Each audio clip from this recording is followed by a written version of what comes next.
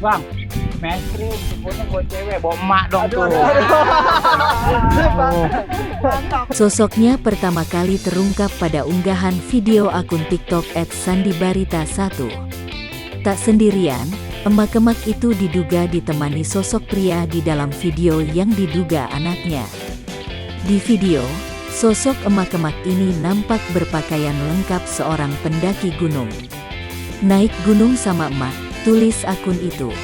Dikonfirmasi tribunnews.com, pengunggah video bernama Sandi Barita mengatakan sosok emak dalam video bukanlah ibu kandungnya, melainkan ibu dari teman tongkrongannya yang juga ikut mendaki. Sosok emak itu biasa dipanggil Emak Indo Tuwok, 60, wanita asal Kamal Muara, Jakarta Utara.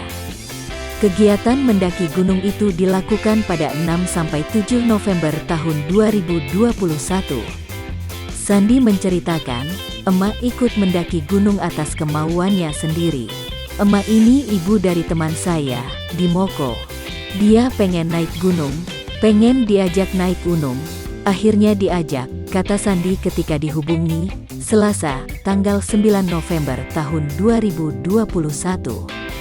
Setelah berdiskusi, akhirnya Sandi bersama teman-temannya memilih gunung yang dinilai aman dan tidak terlalu curam untuk didaki. Gunung tersebut yakni Gunung Bismo, Wonosobo, Jawa Tengah.